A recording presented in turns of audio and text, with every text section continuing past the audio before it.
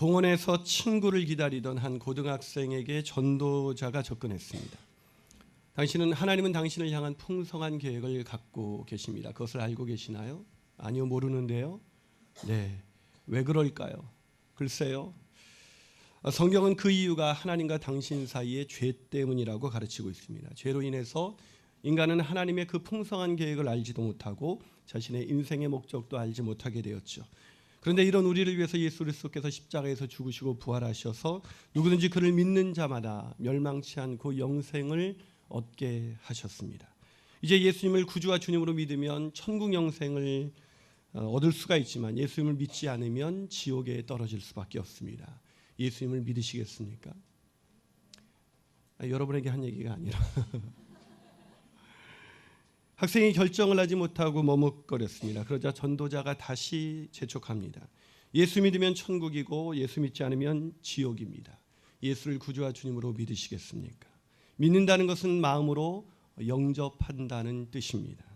그러자 학생이 결심했다는 듯이 대답을 했습니다. 네. 그럼 저와 함께 예수님을 영접하는 기도를 따라 하실까요? 이후 학생은 교회를 다니게 됐고 자신이 그리스도인이라고 생각을 했습니다. 하지만 그의 일상은 별로 변한 것이 없었고 그리스도인이라는 것이 특별히 티나지 않는 그런 인생을 살았습니다. 일요일이면 교회 가는 것 말고는 예전과 거의 다른 것이 별로 없었습니다. 친구들은 그가 예수 믿는다는 것을 알지 못했고 시험 때만 되면 교회를 빠지는 것도 이제 일상이 되어가고 있었습니다. 공부를 열심히 해서 자신이 원하는 대학에 들어갔지만 더 바빠진 생활로 인해서 교회는 더 자주 빠지게 되었습니다. 일주일에 성경을 읽는 시간은 거의 없었으며 기도는 밥 먹을 때뿐이었습니다. 그러나 대학을 졸업하고 취업을 했을 때, 취직을 위해서 이력서를 쓸 때 그 이력서에 그는 종교란에 이렇게 썼습니다. 기독교. 이 친구가 정말 그리스도인일까요? 그리스도인들은 한마디로 말한다면 티가 나는 사람입니다. 그리스도인인 티가 나는 사람. 직장에서 술과 담배를 안 하거나 밥 먹을 때 잠시 눈 감았다가 뜨는 것을 의미하는 것이 아닙니다.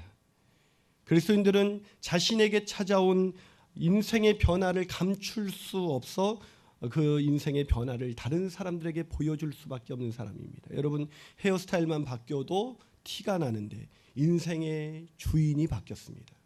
그러니 티가 나는 것 그것은 당연한 것입니다. 티가 나지 않는다면 그것은 비정상이죠. 며칠 전 저희 교회 젊은이 목장에 한 젊은이가 교회를 찾아왔습니다. 왜 왔냐 그랬더니 이 교회 다니는 자기 친구가 너무나 많이 변해서 그 변화된 이유가 뭘까 너무나 궁금해서 교회가 궁금해서 따라 나왔다고 합니다. 오늘 본문에 소개된 안디옥 교인들이 그랬습니다. 그들은 티가 났습니다. 이전까지만 해도 세상 사람들은 유대교와 기독교를 사실은 분간하지 못했습니다. 지금도 천주교와 기독교를 별로 구분하지 못하는 분들이 있는 것처럼 다 하나님 믿는 사람들이겠거니 이렇게 생각을 했습니다. 그런데 다 같은 하나님을 믿는 것 같은데 안디옥 교인들은 달랐습니다. 달라도 너무 달랐어요. 우리는 왜 그것만 생각하면 그게 떠오르는지 몰라요. 세상 사람들이 흉내낼 수 없는 구별된 삶을 사는 것입니다. 그래서 사람들이 안디옥 교인들에게 별명을 하나 붙여줬습니다. 그 별명이 바로 그리스도인이라는 별명이었습니다. 예수님을 구주와 주님으로 믿는데 티가 안 난다면 그 사람은 그리스도인이 아닐 수도 있습니다. 진정한 그리스도인은 당연히 티가 나게 되어 있습니다. 그 사람을 알면 알수록 다른 사람에게서는 느낄 수 없는 구별된 삶이 그 사람의 삶 속에 나타날 수밖에 없는 것입니다. 여러분 주변에서 여러분이 그리스도인이라는 것을 눈치채고 있나요? 우리가 그리스도인이라는 걸 말입니다. 저도 그게 잘 안 됩니다. 제가 그리스도인이라는 것을 사람들이 쉽게 눈치채지 못하는 것 같습니다. 사랑하는 여러분, 그리스도인다운 그리스도인, 그 사람은 어떤 사람일까요? 첫 번째로 그리스도인다운 그리스도인은 그리스도 예수의 제자가 되는 사람입니다. 그리스도 예수의 제자가 되는 사람. 여러분 그리스도인이라는 말은 헬라어로 크리스티아노스라는 단어인데 이 말은 그리스도에게 속한 사람, 그리스도를 닮은 사람이라는 뜻입니다. 여러분, 그리스도를 닮는다, 이게 쉬운 일이 아니잖아요. 여러분, 그리스도를 닮으셨어요? 최근에 누군가가 제가 연예인을 닮았다고 그러는 거예요. 그래서 어떤 연예인을 하도 연예인 닮았다는 얘기를 많이 들어서 어떤 연예인을 닮았냐 그랬더니 우리가 종영된 지 좀 오래된 드라마 있는데 해 품은 달 아시죠? 예, 해를 품은 달에 김수현을 닮았다는 거예요. 완전히 짜증나기 시작했습니다. 아니, 내가 어딜 봐서 김수현을 닮았습니까? 저는 하나님이 만드신 독특한 사람입니다. 예, 아멘하는 비는 별로 없군요. 저는 누구를 닮았다고 하는 것이 사실 그렇게 기분 좋지 않아요. 왜냐하면 하나님께서 만드신 이 세상에 하나밖에 없는 하나님의 작품이기 때문이죠. 하지만 그런 제가 꼭 닮고 싶은 분이 한 분 계십니다. 그분은 바로 예수 그리스도이십니다. 제가 이 땅에서 삶을 마치고 천국 문 앞에 섰을 때 예수님께서 저를 맞이하시면서 김 목사, 넌 어쩜 그렇게 나를 꼭 빼닮았니? 믿기지 않는다는 표정 부담스럽습니다만 저도 그 얘기를 듣고 싶습니다. 이게 쉬운 일이 아니잖아요. 어떻게 그런데 안디옥 교인들은 그리스도인, 그리스도를 닮은 사람이라는 별명을 얻을 수가 있었을까요? 그들의 신앙의 연수가 오래되었을까요? 아니요. 오늘 본문을 보니까 놀랍게도 그들은 바울과 바나바가 가르친 지 1년밖에 안 된 풋내기 교인이었습니다. 1년밖에 안 된 예수를 믿은 사람들을 보고 사람들은 어쩜 그렇게 그리스도를 닮았는가 라고 생각하는 거예요. 우리는 수십 년 신앙생활을 해도 주님 닮으셨습니까? 라고 질문한다면 참 대답하기 어려운데 어떻게 1년밖에 안 된 교인들이 그리스도를 닮은 사람이라는 칭호를 얻게 됐을까요? 그 비결은 바로 제자 훈련 때문이었습니다. 오늘 보면 26절을 한번 읽어볼까요? 26절 있습니다. 시작.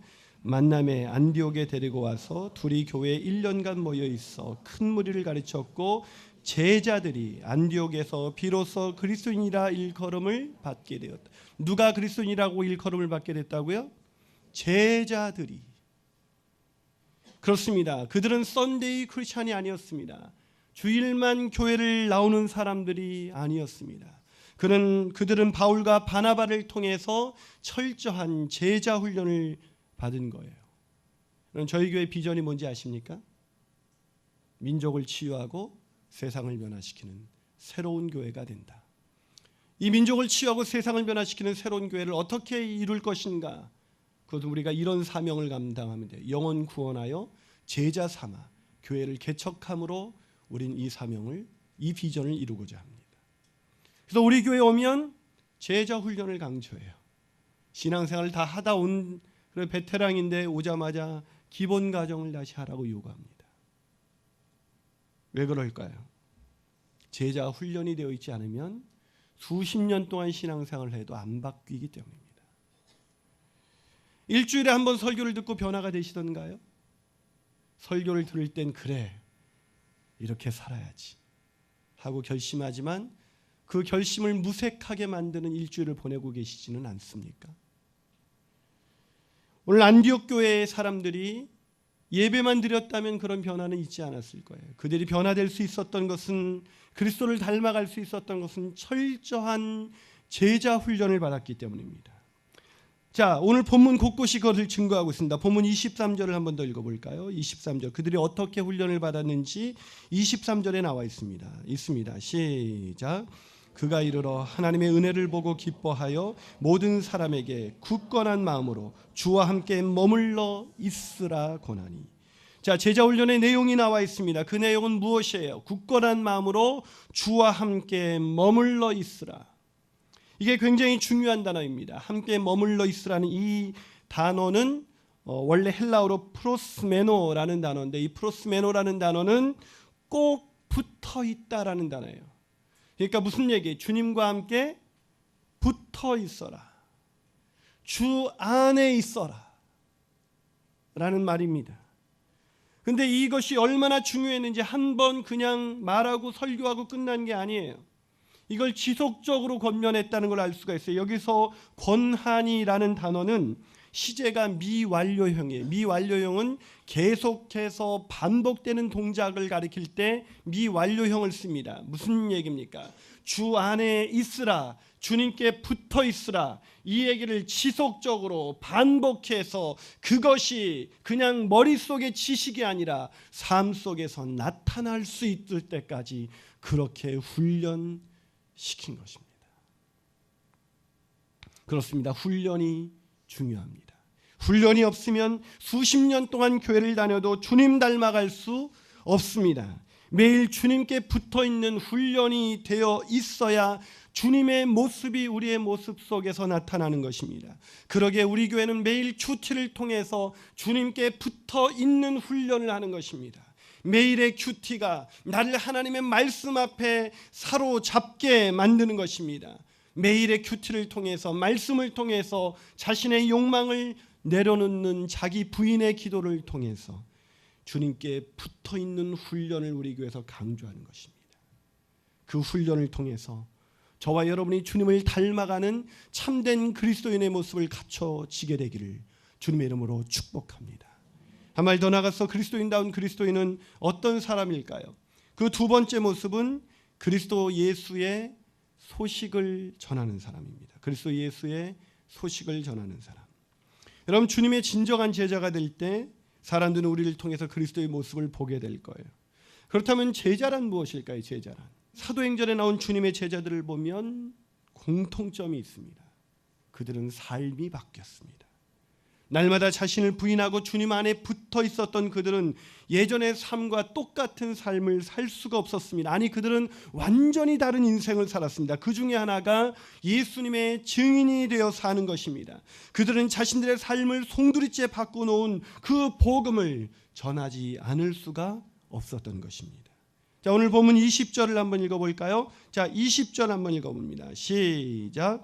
그 중에 구브로와 구레네 몇 사람이 안디옥에 이르러 헬라인에게도 말하여 주 예수를 전파했다. 누구를 전파했다고요? 주 예수. 예수가 주님이시다, 예수가 그리스도라는 것을 전한 것입니다. 만약에 이 전도가 없었다면 안디옥 교인들은 그리스도인다운 인생은커녕 구원의 확신조차 갖지 못했을 거예요. 그런데 이 사람들이 복음을 전했어요. 그 복음을 듣고 그리스도인이 된 것입니다. 그런데 이 사람들이, 이 복음을 전한 사람들이 누구였냐면 어디서 왔던 사람이라 그래요? 구브로와 구레네 몇 사람이 안디옥에서 왔다. 자, 이 사람들이 어디서부터 왔을까? 그것이 궁금하다면 19절을 보세요. 자, 19절을 한번 읽어볼까요? 19절을 읽습니다. 시작. 그때에 스데반의 일로 일어난 환난으로 말미암아 흩어진 자들. 자, 어떤 자들이 온 거예요? 흩어진 자들. 왜 흩어졌어요? 환난이 왔습니다. 스데반의 순교로 인해서 핍박이 거세지기 시작했고 그 거세진 핍박을 피해서 고향을 떠나서 유리하던 자들이 복음을 전한 거예요. 시간이 나서 전도 폭발 훈련을 받을 수 있는 여력이 되어서 전도 훈련을 받은 사람들이 복음을 전한 것이 아니라 흩어진 자들, 유리하는 자들, 복음 때문에 고난을 받다 집과 모든 소유를 버리고 오늘 하루가 어떻게 될지 모르는 그런 극심한 고난 가운데 있었던 사람들이 복음을 전한 것입니다. 아니, 어떻게 이럴 수가 있을까요? 하나님을 원망해도 시원치 않은 상황이 아닙니까? 하나님 복음 때문에 그들은 모든 것을 잃어버렸습니다. 그런데도 복음 때문에 모든 것을 잃어버린 사람들이 그 복음을 또 어떻게 전할 수가 있었을까요? 저 같으면 하나님은 살아계십니까? 도대체 복음을 전하는 우리가 복음을 전하다 보면 하나님이 복음을 계속 전할 수 있도록 축복을 주셔야지 어떻게 이런 고난이 찾아올 수 있습니까? 이것이 우리의 고민이 아닐까요? 그런데 이들은 안디옥에 와서 안디옥까지 이렇게 밀려온 거예요. 근데 거기 와서도 복음을 전해요. 집과 삶의 터전은 물론 모든 것을 잃은 상황 속에서 어떻게 복음을 전할 수가 있었을까요? 그것은 그들의 삶의 목적이 바뀌었기 때문입니다. 그들의 삶은 더 이상 이 세상에서 무언가를 더 얻을 수 있는가가 아니었습니다. 그들의 관심은 하나님의 나라였어요. 영혼들이었어요. 잃어버린 영혼들을 어떻게 구원할 수 있을까? 그것이 그들의 삶의 목적이었습니다. 그런 그들에게 복음을 받은 안디옥 교인들, 고난 속에서도 삶의 목적이 오직 복음을 증거하는 일이었던 그들에게 복음을 들었던 안디옥 교인들이 어떻게 살았을지 예측이 되지 않습니까? 마지막으로 그리스도인다운 그리스도인은 어떤 사람일까요? 그리스도의 그 세 번째 특징은 그리스도의 예수의 사랑을 나누는 자입니다. 뭘 나누는 자라고요? 그리스도의 사랑을, 그냥 사랑이 아니라 그리스도의 사랑을 나누는 자예요. 여러분, 안디옥 교인들이 그리스도인이라고 불릴 수 있었던 것은 단지 복음을 전했기 때문만은 아닙니다. 여러분, 때로는 우리 주변에서 무례하게 복음을 전하는 사람들 때문에 오히려 기독교인들에 대한 반감을 더 많이 갖는 사람들을 우리가 주변에서 보지 않습니까? 그렇다면 무엇이 그들로 하여금 그리스도인이라는 그런 칭호를 얻게 만들었을까요? 그것은 바로 그들 안에 그리스도의 사랑이 있었고 그 사랑을 나누었기 때문입니다. 자, 본문 29절을 한번 읽어보겠습니다. 자, 이들이 어떻게 그리스도의 사랑을 나눴는지 29절 한번 읽어주시겠습니까? 시작. 제자들이 각각 그 힘대로 유대에 사는 형제들에게 부조를 보내기로 작정하고. 이게 부조를 왜 보냈는가? 구제헌금을 보낸 거예요. 왜 보냈습니까? 아가보라는 사람이 성령의 인도하심을 따라 팔레스틴 지역에 흉년이 들 것을 예고했습니다. 그런데 그것이 바로 로마 황제인 글라우디오 때 그것이 그대로 된 것입니다. 그러자 안디옥에서 제자 훈련을 받고 있었던 안디옥의 교인들이 그들에게 뭘 보냈다고요? 부조, 구제 헌금을 보낸 것입니다. 여러분, 여기서 이 부조라는 말이 참 특이한 단어예요. 이 부조라는 단어가 봉사라는 그 말을 의미하는 디아코니아라는 단어를 사용합니다. 봉사.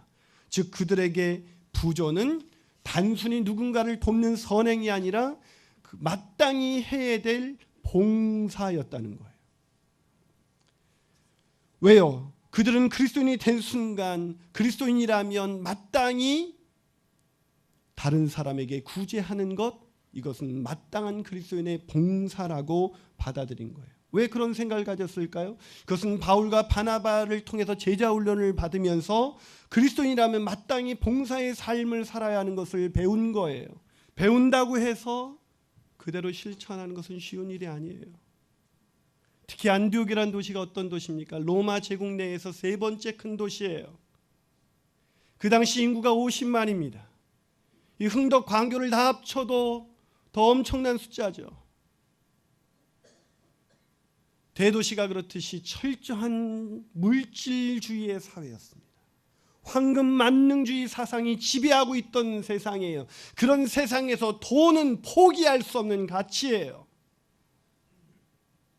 그런 세상에서 사는 안디옥 교인들이 어떻게 그런 가치관을 거슬려서 자신들이 쓸 것도 많았을 텐데 그것을 떼어서 가난한 사람들을 위해서 구제 헌금을 보낼 수 있었던 것일까? 그것은 바로 바나바라는 사람을 통해서 제대로 훈련을 받았기 때문입니다. 오늘 본문 24절 보세요. 그들을 제자 훈련시켰던 사람이 누군가요? 바나바입니다. 자, 24절 읽어볼까요? 시작. 바나바는 착한 사람이요 성령과 믿음이 충만한 사람이라 이에 큰 무리가 죽게 더하더라. 바나바는 어떤 사람이라고요? 착한 사람. 이 착하다는 것은 단순히 그냥 순하거나 다른 사람에게 싫은 소리를 못하는 선천적으로 순한 사람을 말하는 게 아니에요. 여기서 착한 사람을 이어서 설명해 주고 있잖아요. 착한 사람이 어떤 사람이라고요? 성령과 믿음이 충만한 사람. 성령과 믿음이 충만하면 착한 행실이 나올 수밖에 없어요. 여러분은 사도행전 4장 36절과 37절을 기억하십니까? 자, 한번 읽어볼까요? 있습니다. 시작. 구브로에서 난 레이족 사람이 있으니 이름은 요셉이라. 사도들이 일컬어 바나바라. 번역하면 위로의 아들이라 하니 그가 밭이 있음에. 왜 읽다 마십니까? 자, 읽습니다. 시작. 그가 밭이 있음에 팔아 그 값을 가지고 사도들의 발 앞에 두니라. 여러분, 착한 사람, 성령과 믿음이 충만했던 바나바가 어떤 인생을 살았습니까? 자기의 있는 것을 다 팔아 가난한 자들에게 나누어 주었어요. 무슨 말입니까? 성경에서 말씀하고 있는 착한 사람이란 단순히 자신의 의를 드러내기 위해서 선행을 쌓는 사람이 아니라는 얘기입니다. 착한 사람이란 예수를 구주와 주로 믿는 그 믿음과 성령이 충만한 사람, 그래서 그 믿음 때문에 주인 되신 예수님의 지배를 받지, 물질의 지배를 받지 않고 오직 주님의 뜻에 따라 청지기 정신을 가지고 그 물질을 사용하는 사람, 그래서 나눌 줄 아는 사람, 나누는 것이 그의 당연한 의무로 받아들이는 사람, 그 사람이 성령과 믿음이 충만한 사람이고, 그 사람이 바로 착한 사람이고, 바로 그 사람이 그리스도인인 것입니다. 저는 이번 주, 아니 2달 전쯤 CBS의 한 PD님이 저를 찾아왔어요. 한국교회를 다시 살리기 위해서 미션 2013 주여 나를 보내소서 라는 프로그램을 제작하고 있는데, 그 프로그램에 나와서 초대된 손님과 함께 한국교회의 희망과 방향성에 대해서 함께 이야기를 나눠줬으면 좋겠다는 부탁이었습니다. 제가 그럴 만한 주제가 못 돼서 못 가겠다고 사양을 정중히 했습니다. 하지만 그분이 계속해서 집요하게 저를 설득해서 한번 나가보기로 했습니다. 지난주 목요일 오후 2시 저는 프로그램을 녹화하기 위해서 서울 목동에 있는 CBS 홀을 찾았습니다. 네 분이 초대됐는데, 초대된 네 분의 목사님들은 다 제가 정말 존경할 만한 그런 신실하신 분들이었습니다. 그 모든 분들이 저에게 큰 감동을 주었지만 특별히 한 분이 저에게 아주 큰 감동을 주었습니다. 그분의 연세는 60세였습니다.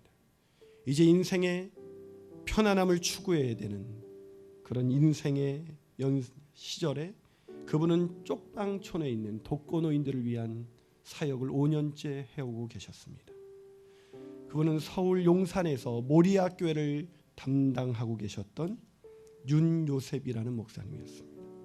오늘 바나바의 원래 이름이 요셉인데 그분의 이름도 요셉이었어요. 그분이 섬기는 교회의 성도들의 평균 나이는 74세. 교회의 크기는 단 4평이었습니다. 그 4평에 150명이 예배를 드리고 있대. 어떻게 예배를 드리십니까? 4평에서 예배를 드릴 때 앞사람의 등에 뒷사람의 가슴이 닿는데요. 그 교회가 위치한 곳은 옛날에 집창촌이었던 곳으로 성도님들은 모두 그곳에서 인생의 세월을 보냈던 분들이었습니다. 직업이 어떤 것이었는지 짐작이 가시죠? 예수를 믿기 전 그분들은 서울역에서 노숙자들에게 나눠주는 밥 한 끼로 배고픔을 달래고 정부에서 주는 30만 원에서 40만 원의 보조금을 가지고 여전히 술 담배를 하면서 노름을 하면서 그 돈을 탕진하고 있었습니다. 그런데 그런 그분들에게 변화가 생겼습니다. 윤요셉 목사님이 그분들의 곁에서 함께 하시면서 그분들을 위로해주고 그분들을 달래주고 그분들을 씻기고 그들을 먹이셨어요. 한 번은 그분을 데리고 목욕탕을 데리고 가려고 그러니까 목욕탕 주인이 거절하더래요. 제가 책임지고 불편 없이 씻고 정리하고 나오겠다고 겨우 허락을 받아서 그렇게 씻기고 먹이고 입히셨습니다. 하지만 생애 가장 밑바닥에서 살고 있다면서 자포자기한 그분들은 목사님이 나눠준 그 라면 5개들이 그 한 봉지를 받아서 동네 구멍가게에 술로 바꾸어서 술로 인생을 탕진하고 있었습니다. 안 되겠다 싶어서 목사님은 그들에게 복음을 전했습니다. 그리고 이것은 예배를 드리는 곳이지 구호처가 아니다라면서 강한 메시지를 전했습니다. 그랬더니 동네에 있었던 사람들이 똥을 싸서 교회에 그 오물을 투척하고 술을 먹고 교회 유리창을 깨기가 일쑤였습니다. 그러나 목사님은 혈기를 부리면서 맞설 수가 없었어요. 그런데 놀랍게도 그렇게 인내하면서 그들을 곁에서 복음을 전했던 그분들에게 변화가 오기 시작했습니다. 마침내 그들이 복음을 받아들인 거예요. 그들이 복음을 받아들이고 예수를 구주와 주님으로 믿게 된 그분들의 인생의 변화의 첫 번째 변화가 뭔지 아십니까? 그분들이 어느 날 목사님을 찾아와서 이렇게 묻더래요. 목사님, 우리도 11조 하고 싶습니다.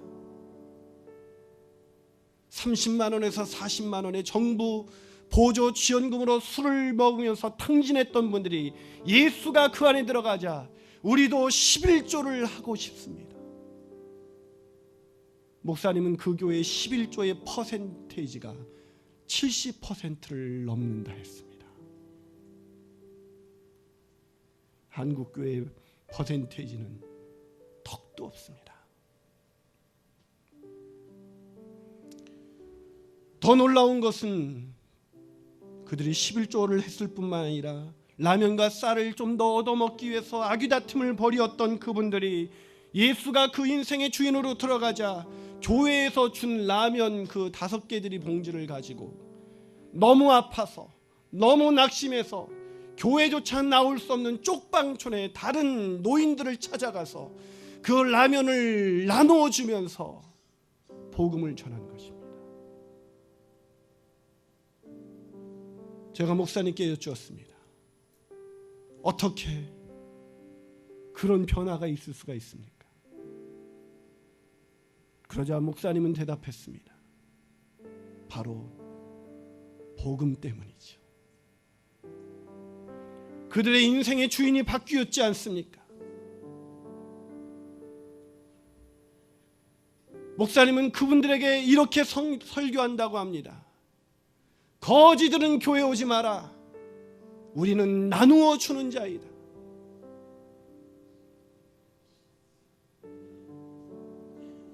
어떻게 그런 변화가 있을 수 있습니까? 참으로 어리석은 질문을 제가 한 것입니다. 복음은 우리의 인생을, 아니 가장 밑바닥 인생을 사는 분들조차도 거지가 아니라 나누어 주는 자로 바꾸시는 하나님의 능력인 것입니다. 사랑하는 여러분, 그리스도인이십니까?